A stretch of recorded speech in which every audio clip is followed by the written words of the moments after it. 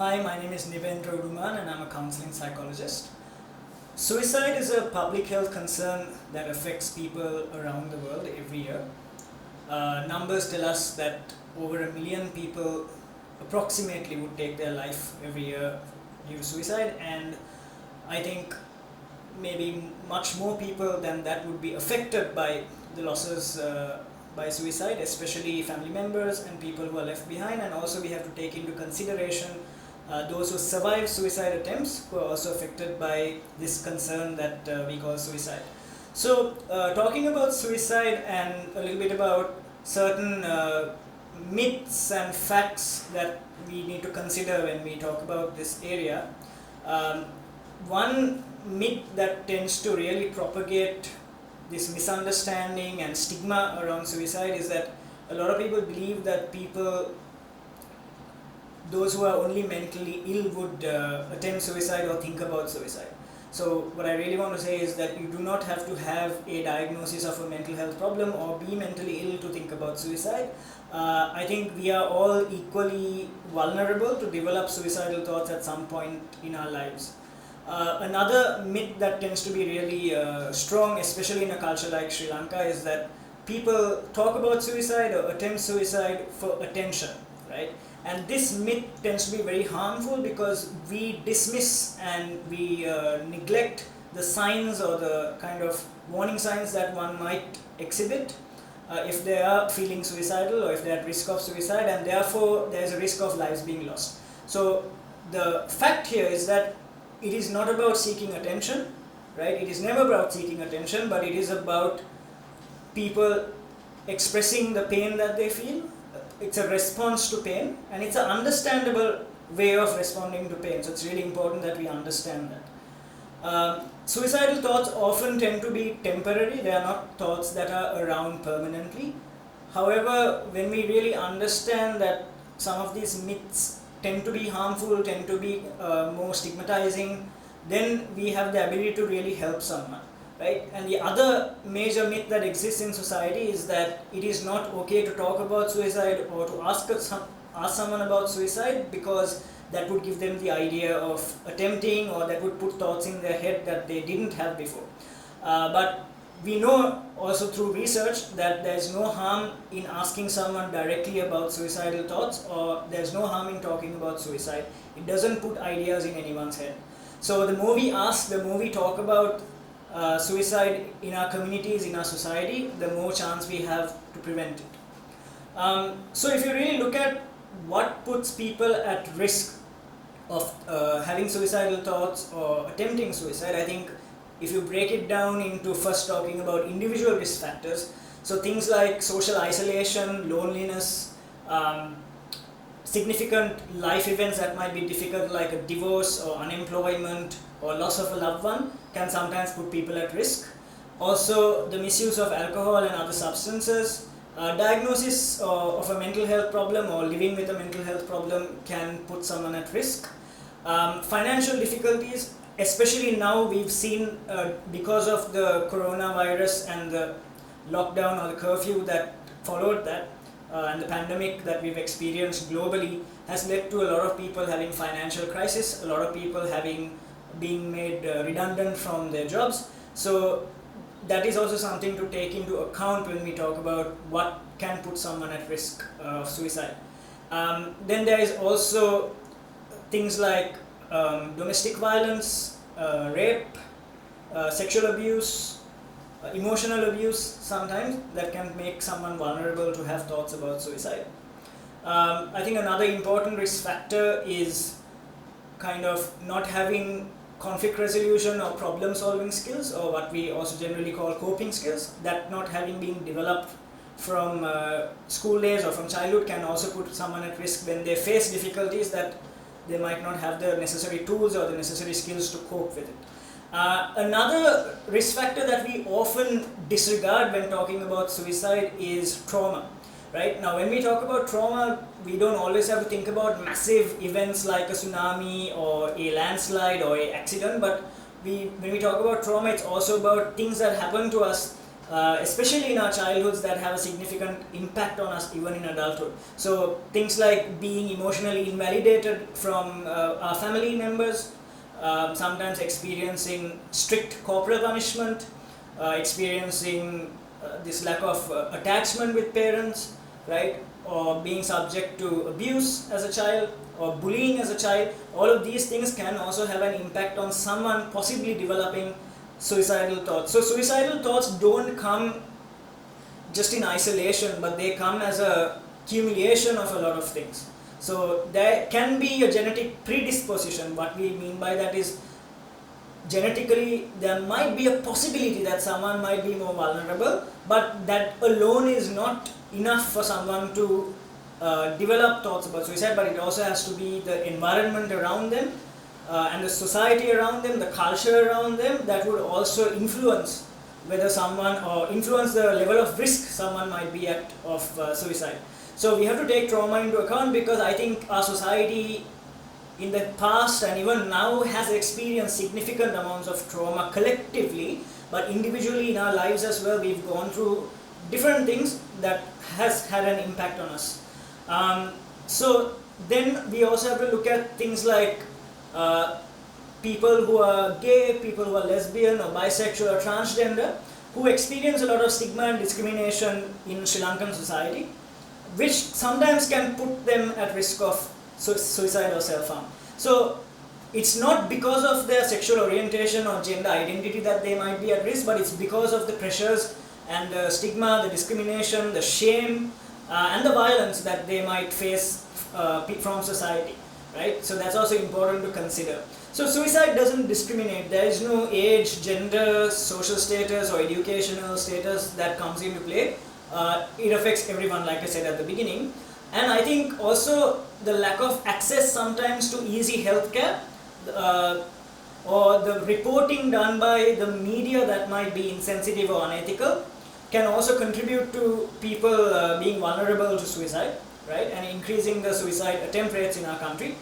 And also the perpetuating stigma that continues, where we don't talk about suicide, we don't utter the word, we don't ask people about it, we don't educate people about it enough. So this also leads to people suffering in silence and not being able to ask for support when they need it.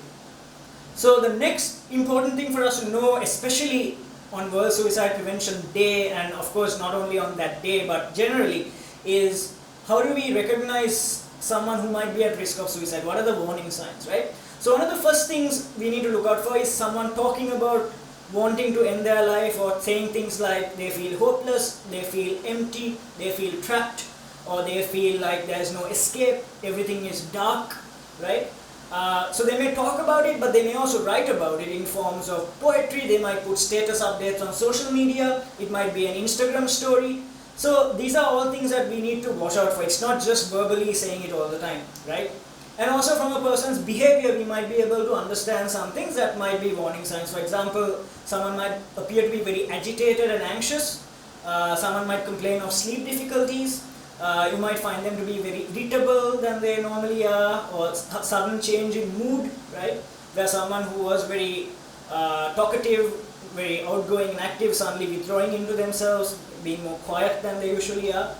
But there's another side to this which we need to be aware of, is that if someone who has been low or feeling sad or complaining of feeling really depressed, for example, for a while suddenly begins to show a very positive mood, begins to show that they're really calm and collected, that is a very key warning sign that we need to look out for, because that would tell us sometimes that this person might have a plan as to how they might want to end their life, right? And having that plan would give them this sense of calm and collectedness, so that they know that maybe in a few days or in a few hours that their pain or their suffering or the difficulties that they're going through would come to an end. So it's important that we watch out for that as well.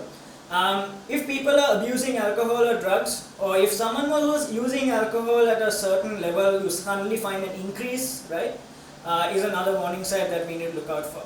Also, people suddenly beginning to give away their possessions. So it could be things that they own that they really cherish, Some people even write off their possessions, their land, their property, etc. to other people. Also, if you notice your friend or a family member suddenly kind of calling people around, and kind of you get the sense that they're trying to say goodbye, right? So that is another warning sign that you need to look out for.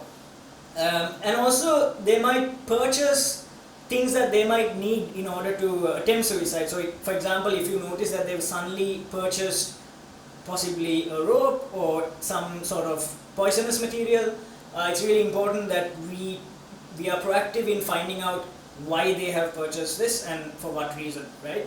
So those are some of the key warning signs to look out for, and also a lack of personal hygiene sometimes. Sometimes they become very isolated, right? And they might appear very teary sometimes without a particular reason, right? And they might also complain of various bodily symptoms, aches and pains, anxiety.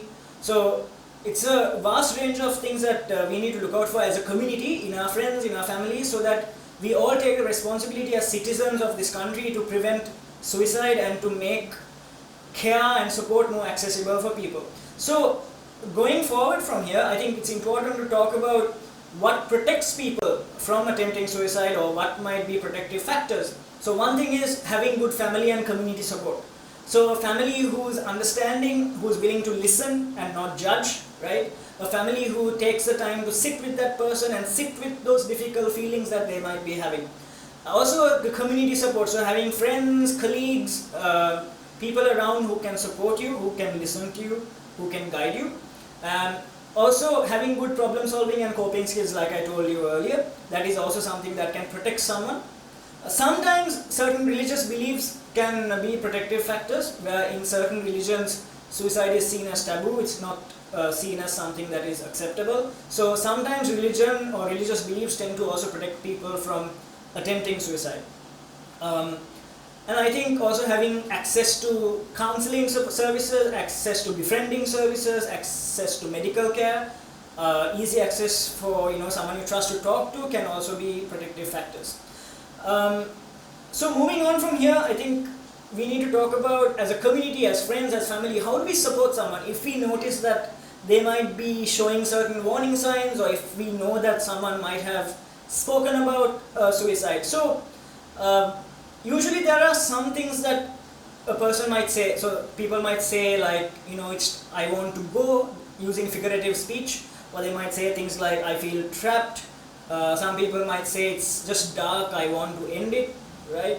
Some people might say there is no escape from the darkness, it's too much, it's too heavy, I'm hopeless, I'm fed up, I want to give up. So those are also things to watch out for that might indicate that they might be having thoughts about suicide. So the key principles in helping someone who you might notice who might be at risk, the first step is, I think, to take all talk of suicide extremely seriously. So if someone tells you, even jokingly, or if someone puts something on social media that you think might be a warning sign, it's important that you take it seriously, that you approach that person and you start a conversation, right? And the second principle is to reduce access to means. So what does that mean? Prevent that person as much as possible from having access to means that they can use to harm themselves, right? The third principle is, do not ever leave a person who might be at risk alone. Always make sure that they have someone with them who can support them. And do not promise confidentiality when you are talking to someone who might be at risk of suicide. So they might tell you, please promise that you won't tell anyone when I tell you this, but you need to be able to tell them that you can't promise that, because you might have to break that confidentiality to keep that person safe, right? So the way to engage with someone, I think the first step is to start a serious and a very personal conversation. So in a place where there is privacy, with dignity and respect, to start a conversation, to ask the person about generally how they're doing, ask them about what they've been up to lately, right? And also ask if they've been going through a crisis in their lives, anything like that. So to start a conversation which is respectful, which is kind and empathetic, right? And then as the conversation progresses and you notice that there are some things or cues that they give you that indicate that they might be at risk or they might be thinking of suicide, it's important that you ask them the question. So now how do we do that? That's a bit of a difficult thing for some people to do because we're not used to it, right? So it's important that we ask them directly, but in a compassionate, caring way. So how do we approach it? Now let's say, for example, someone has gone through a relationship breakup, right? And you're that person's friend. So while engaging in a personal conversation with that person, you can ask them the question, something like this, right? Let's say, sometimes when people go through a difficult thing like a breakup, they can sometimes feel like life is not worth living anymore. Have you had similar thoughts recently? So that is one way of approaching the question. Or you can say something like, sounds like you've been going through a really difficult time. I'm just wondering if you had any thoughts of wanting to end your life, right? Or you can directly ask that question, are you thinking about suicide? Or are you having suicidal thoughts? And if they say yes, then the next step is to make sure that you don't leave them alone. You get them adequate support. You encourage them to seek help. And the main thing, the most important thing is, do not judge. Do not give advice, because that's not what someone wants to hear at that time, right? And do not tell your own story about the troubles you've had and you've overcome, because that's not what someone wants to hear. But the most important thing you can do is to listen, and to listen attentively and actively, making sure that the person feels that you really are present and you really do care.